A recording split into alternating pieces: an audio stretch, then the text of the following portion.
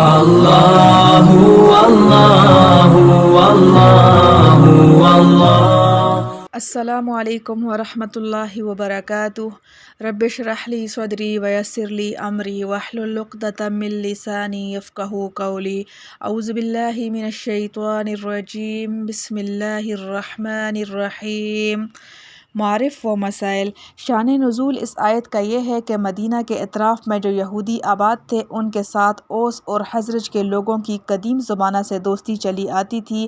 انفرادی طور پر بھی ان قبیلوں کے افراد ان کے افراد سے دوستانہ تعلقات رکھتے تھے، اور قبائلی حیثیت سے بھی یہ اور یہود ایک دوسرے کے ہمسایہ اور حلیف تھے۔ جب اوس اور خزرج کے قبیلے مسلمان ہو گئے تو اس کے بعد بھی وہ یہودیوں کے ساتھ پرانے تعلقات نبھاتے رہے، اور ان کے افراد اپنے سابق یہودی دوستوں سے اسی محبت و خلوص کے ساتھ ملتے رہے۔ لیکن یہودیوں کو حضرت خاتم الانبیاء صلی اللہ علیہ وسلم سے اور آپ صلی اللہ علیہ وسلم کے لائے ہوئے دین سے جو عداوت تھی، اس کی بنا پر وہ کسی ایسے شخص سے مخلصانہ محبت رکھنے کے لیے تیار نہ تھے جو اس دعوت کو قبول کر کے مسلمان ہو گیا ہو۔ انہوں نے انصار کے ساتھ ظاہر میں تو وہی تعلقات رکھے جو پہلے سے چلے آ رہے تھے، مگر دل میں اب وہ ان کے دشمن ہو چکے تھے، اور اسی ظاہری دوستی سے ناجائز فائدہ اٹھا کر ہر وقت اس کوشش میں لگے رہتے تھے کہ کسی طرح مسلمانوں کی جماعت میں اندرونی فتنہ و فساد برپا کر دیں اور ان کی جماعتی راز معلوم کر کے ان کے دشمنوں تک پہنچ جائیں۔ اللہ تعالیٰ یہاں ان کی اس منافقانہ روش سے مسلمانوں کو محتاط رہنے کی ہدایت فرما رہے ہیں، اور ایک نہایت اہم ضابطہ بیان فرماتے ہیں کہ یا ایھا الذین آمنوا لا تتخذوا بطانۃ من دونکم، یعنی اے ایمان والو اپنے یعنی مسلمانوں کے علاوہ کسی کو گہرا اور رازدار دوست نہ بناؤ۔ بطانۃ کے معنی ہیں ولی، دوست، رازدار اور بھیدی۔ کپڑے کا باطنی استر جو جسم سے ملا رہے وہ بھی بطانہ کہلاتا ہے۔ یہ بطن سے مشتق ہے۔ بطن کا استعمال ہر شے میں ظہر کے خلاف ہوتا ہے۔ اوپر کی جانب کو ظہر اور اندر کی جانب کو بطن بولتے ہیں، اور کپڑے کے اوپر کے حصہ کو ظہارہ اور اندرونی اور نیچے کے حصہ کو جو جسم سے ملا رہے جیسے استر وغیرہ کو بطانہ کہتے ہیں۔ جس طرح ہم اپنی زبان میں بولتے ہیں کہ وہ اس کا اوڑھنا بچھونا ہے، یعنی وہ اس کو نہایت مرغوب و محبوب ہے، اسی طرح بطانۃ ثوب سے بطور استعارہ ولی و دوست اور معتمد جو باطنی امور کا رازدار ہو اس کے لیے بطانہ کا لفظ استعمال ہوتا ہے۔ عربی لغت کی مشہور معتبر کتاب لسان العرب میں بطانہ کے معنی اس طرح کیے گئے: بطانۃ الرجل، یعنی بطانۃ الرجل کسی شخص کے ولی اور رازدار دوست اور اس کے معاملات میں دخیل کو کہا جاتا ہے جس سے وہ اپنے معاملات میں مشورہ لے۔ اصفہانی نے مفردات القرآن میں اور قرطبی نے اپنی تفسیر میں بھی یہی معنی بیان کیے ہیں، جس کا حاصل یہ ہوا کہ بطانہ اس شخص کو کہا جاتا ہے جس کو رازدار، ولی اور دوست سمجھا جائے اور اس کو اپنے معاملات میں معتمد اور مشیر بنایا جائے۔ تو اس آیت میں مسلمانوں کو حکم دیا گیا ہے کہ اپنی ملت والوں کے سوا کسی کو اس طرح کا معتمد اور مشیر نہ بناؤ کہ اس سے اپنے اور اپنی ملت و حکومت کے راز کھول دو۔ اسلام نے اپنی عالمگیر رحمت کے سایہ میں جہاں مسلمانوں کو غیر مسلموں کے ساتھ ہمدردی، خیرخواہی، نفع رسانی اور مروت و رواداری کی غیر معمولی ہدایات فرمائیں، اور نہ صرف زبانی ہدایات بلکہ رسول کریم صلی اللہ علیہ وسلم نے تمام معاملات میں اس کو عملی طور پر رواج دیا ہے۔ وہیں عین حکمت کے مطابق مسلمانوں کی اپنی تنظیم اور ان کے مخصوص شعائر کی حفاظت کے لیے یہ احکام بھی صادر فرمائے کہ قانون اسلام کے منکروں اور باغیوں سے تعلقات ایک خاص حد سے آگے بڑھانے کی اجازت مسلمانوں کو نہیں دی جا سکتی، کہ اس سے فرد اور ملت دونوں کے لیے ضرر اور خطرے کھلے ہوئے ہیں، اور یہ ایسا صریح، معقول، مناسب اور ضروری انتظام ہے جس سے فرد اور ملت دونوں کی حفاظت ہوتی ہے۔ جو غیر مسلم اسلامی مملکت کے باشندے ہیں یا مسلمانوں سے کوئی معاہدہ کیے ہوئے ہیں، اس کے متعلق رسول اللہ صلی اللہ علیہ وسلم کی تعلیمات اور ان کے حفاظت کے لیے انتہائی تاکیدات اسلامی قانون کا جز ہیں۔ حضور اکرم صلی اللہ علیہ وسلم کا ارشاد ہے: جس شخص نے کسی ذمہ کو ستایا تو قیامت کے روز اس کی طرف سے میں دعویدار بنوں گا، اور جس مقدمہ میں دعویدار ہوں تو میں ہی غالب رہوں گا۔ ایک دوسری حدیث میں فرمایا: مجھے میرے پروردگار نے منع فرمایا ہے کہ میں کسی معاہد یا کسی دوسرے پر ظلم کروں۔ ایک اور حدیث میں فرمایا، خبردار جو کسی غیر مسلم معاہد پر ظلم کرے یا اس کے حق میں کمی کرے یا اس پر اس کی طاقت سے زیادہ بوجھ ڈالے یا اس سے کوئی چیز بغیر اس کی دلی رضامندی کے حاصل کرے تو قیامت کے روز میں اس کا وکیل ہوں گا۔ لیکن ان تمام مراحت کے ساتھ مسلمانوں کی اپنی جماعت اور ملت کی حفاظت کے لیے یہ ہدایات بھی دی گئیں کہ اسلام اور مسلمانوں کے دشمنوں کو اپنا گہرا دوست اور رازدار معتمد نہ بنایا جائے۔ ابن ابی حاتم نے نقل کیا ہے کہ فاروق اعظم حضرت عمر بن خطاب رضی اللہ تعالی عنہ سے کہا گیا کہ یہاں ایک غیر مسلم لڑکا ہے جو بڑا اچھا کاتب ہے، اگر اس کو آپ اپنا میر مشیر بنا لیں تو بہتر ہو۔ اس پر فاروق اعظم رضی اللہ تعالی عنہ نے فرمایا، یعنی اس کو میں ایسا کروں تو مسلمانوں کو چھوڑ کر دوسرے ملت والے کو رازدار بنا لوں گا، جو نص قرآن کے خلاف ہے۔ امام قرطبی رحمۃ اللہ علیہ جو 5ویں صدی کے مشہور عالم اور مفسر ہیں، بڑی حسرت اور درد کے ساتھ مسلمانوں میں اس تعلیم کی خلاف ورزی اور اس کے نتائج بد کا بیان اس طرح فرماتے ہیں، یعنی اس زمانہ میں حالات میں ایسا انقلاب آیا کہ یہود و نصارہ کو رازدار و امین بنا لیا گیا اور اس ذریعہ سے وہ جاہل اغنیاء و امراء پر مسلط ہو گئے۔ آج بھی کسی ایسی مملکت میں جس کا قیام کسی خاص نظریہ پر ہو، وہاں اس نئی روش کے زمانے میں بھی کسی ایسے شخص کو جو اس نظریے کو قبول نہیں کرتا مشیر اور معتمد نہیں بنایا جا سکتا۔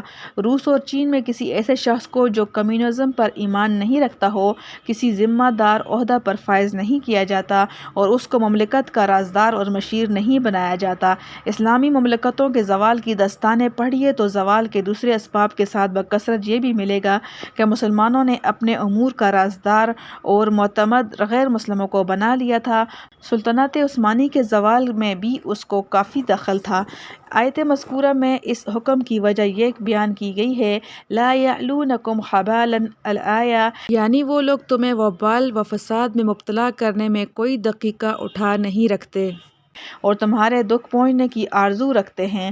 بعض تو ان کی زبانوں سے ظاہر ہو پڑتا ہے اور جو کچھ وہ اپنے دل میں چھپائے ہوئے ہیں وہ اور بھی بڑھ کر ہے۔ ہم تو تمہارے لیے نشانیاں کھول کر ظاہر کر چکے ہیں اگر تم عقل سے کام لینے والے ہو۔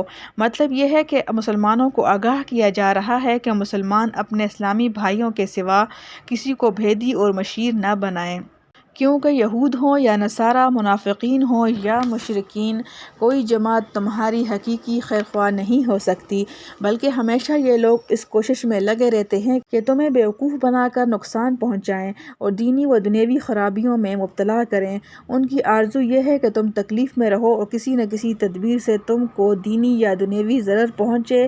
جو دشمنی یا ضرر ان کے دلوں میں ہے وہ تو بہت ہی زیادہ ہے، لیکن بسا اوقات عداوت، غیظ و غضب میں مغلوب ہو کر کھلم کھلا بھی ایسی باتیں کر گزرتے ہیں جو ان کی گہری دشمنی کا صاف پتہ دیتی ہیں۔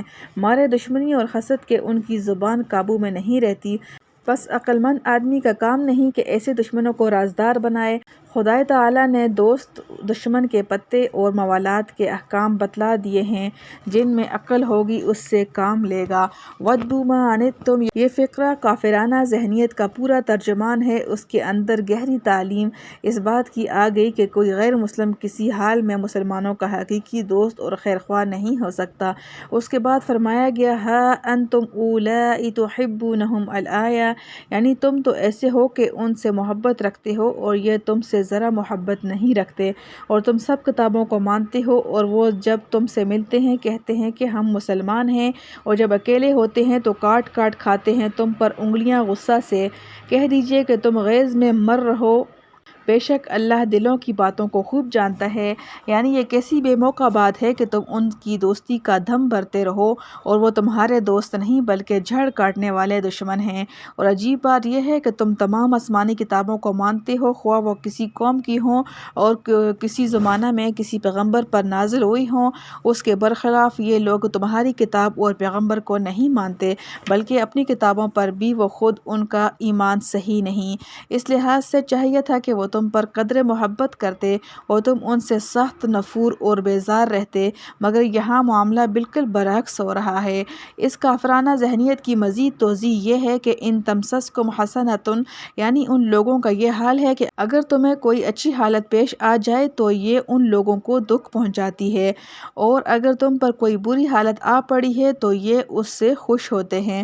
پھر منافقوں کی قید و مکر اور شدید مخالفین کے عناد و مخالفت کے نتائج سے محفوظ رہنے کے آسان اور سہل الاصول نسخہ یہ بیان کیا گیا کہ وَإِن تَصْبِرُوا وَتَتَّقُوا لَا يَضُرُّكُمْ كَيْدُهُمْ شَيْئًا إِنَّ اللَّهَ بِمَا يَعْمَلُونَ مُحِيطٌ۔ اگر تم صبر اور تقوی اختیار کیے رہو تو تم کو ان کی چالیں ذرا بھی نقصان نہ پہنچا سکیں گی۔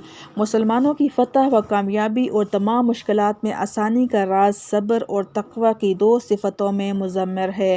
قرآن کریم نے مسلمانوں کو ہر قسم کے مصائب اور پریشانیوں سے محفوظ رہنے کے لیے صبر و تقوی کو صرف اسی آیت میں نہیں بلکہ دوسری آیات میں بھی ایک مؤثر علاج کی حیثیت سے بیان فرمایا۔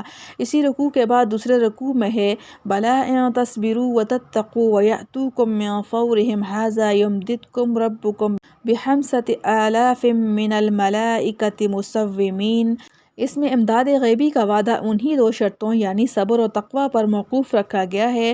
سورہ یوسف میں فرمایا إِنَّهُ مَن يَتَّقِ وَيَصْبِرْ۔ اس میں بھی فلاح و کامیابی صبر و تقوی کے ساتھ وابستہ بتلائی گئی ہے۔ اسی سورت کے ختم پر صبر کی تلقین ان الفاظ میں کی جا رہی ہے یا ایھا الذین آمنوا اصبروا وصابروا ورابطوا واتقوا اللہ لعلکم تفلحون۔ اس میں بھی فلاح و کامیابی کو صبر و تقوی پر معلق کیا گیا ہے۔ صبر و تقوی مختلف عنوان کے اندر انفرادی اور اجتماعی زندگی کے ہر شعبہ، عوامی اور فوجی نظم و نسق کا ایک کامیاب ضابطہ بڑی جامعیت کے ساتھ آ گیا۔ حضرت خاتم الانبیاء صلی اللہ علیہ وسلم کا ارشاد گرامی ہے، رسول اللہ صلی اللہ علیہ وسلم نے فرمایا کہ میں ایک ایسی آیت جانتا ہوں کہ اگر لوگ اس پر عمل اختیار کر لیں تو ان کے دین و دنیا کے لیے وہی کافی ہے۔ وہ آیت یہ ہے وَمَن يَتَّقِ اللَّهَ يَجْعَل لَّهُ مَخْرَجًا، یعنی جو شخص اللہ تعالیٰ سے ڈرے اللہ تعالیٰ اس کے لیے راستہ نکال دیتے ہیں۔ الحمدللہ حمدا کثیرا طیبا مبارکا فیہ کما یحب ربنا ویرضی۔ اللہم احسن عاقبتنا فی الامور کلها واجرنا من خزی الدنیا وعذاب الآخرہ۔ ربنا ظلمنا انفسنا وان لم تغفر لنا وترحمنا لنکونن من الخاسرین۔ ربنا اغفر لنا ذنوبنا وکفر عنا سیئاتنا وتوفنا مع الابرار۔